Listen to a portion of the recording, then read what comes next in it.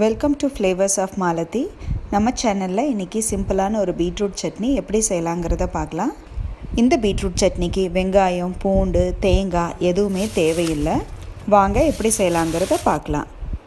ஒரு கடாய் சூடு பண்ணிட்டு அதுல 1 டீஸ்பூன் அரிசி சேர்த்துக்கோங்க. கூடவே 1 டீஸ்பூன் ஜீரகம், 1 டீஸ்பூன் கருப்பு உளுந்து சேர்த்து நல்லா வறுத்தெடுத்துக்கலாம். லோ ஃப்ளேம்ல வறுத்தெடுத்தோம்னா மணம் நல்லா இருக்கும். கூடவே அரிசியும் பொரிஞ்சு வந்துரும். இப்போ இதோட 3 வரமிளகாய் சேர்த்து வறுத்துக்கலாம். நான் இன்னைக்கு குண்டு மிளகாய் யூஸ் பண்ணியிருக்கேன். நீங்கள் எந்த மிளகாய் வேணாலும் சேர்த்துக்கலாம். அரிசி நல்லா பொரிஞ்சு மணம் வரும்போது ஒரு தட்டில் கொட்டி வச்சுக்கலாம். நெக்ஸ்ட்டு அதே கடாயில் 2 டேபிள் ஸ்பூன் எண்ணெய் ஊற்றி நல்லா சூடானதும் நம்ம துருவி வச்சுருக்கிற பீட்ரூட்டை இதில் சேர்த்துக்கலாம். இந்த சட்னிக்கு பீட்ரூட்டை கட் பண்ணி போடுறத விட துருவி போட்டோன்னா டேஸ்ட் நல்லாயிருக்கும்.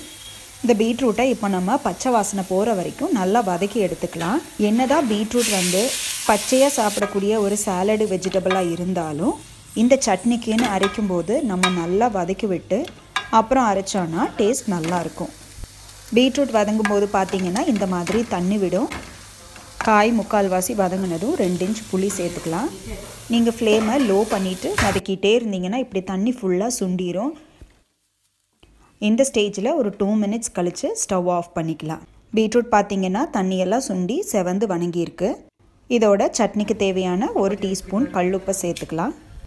நல்லா ஆறுனதுக்கப்புறம் தட்டில் வச்சுருக்கிற வறுத்த சாமானையும் இந்த வதக்கின பீட்ரூட்டையும் சேர்த்து நல்லா அரைச்செடுத்துக்கலாம். சாதத்துக்கு அரைக்கிற மாதிரி இருந்துச்சுன்னா லைட்டாக தண்ணி ஆட் பண்ணி கெட்டியாக அரைச்சிக்கோங்க. இட்லி தோசைக்கு வைக்கிற மாதிரி இருந்தால் அரை கிளாஸ் தண்ணி சேர்த்து ஊற்றி அரைச்சிக்கலாம். பார்த்திங்கன்னா சட்னி இந்த மாதிரி அரைச்சி எடுத்துட்டோம். வறுத்த அரிசியோடு சேர்த்து வதங்கின பீட்ரூட்டும் வரமிளகாயும் சேர்த்து அரைக்கும்போது ஒரு நல்ல மணம் இருக்கும் இந்த சட்னிக்கு. கண்டிப்பாக நீங்களும் ட்ரை பண்ணி பாருங்கள். அந்த டேஸ்ட் டிஃப்ரென்ஸை உங்களால் ஃபீல் பண்ண முடியும். இந்த டிஃப்ரெண்ட்டான பீட்ரூட் சட்னி செய்முறை உங்கள் எல்லாருக்கும் பிடிச்சிருக்குன்னு நினைக்கிறேன். இது போல் சிம்பிள் அண்ட் ட்ரெடிஷ்னல் ரெசிபீஸ் பார்க்க என்னோடய சேனலை சப்ஸ்கிரைப் பண்ணுங்கள், ஷேர் பண்ணுங்கள். தேங்க்ஸ் ஃபார் வாட்சிங்.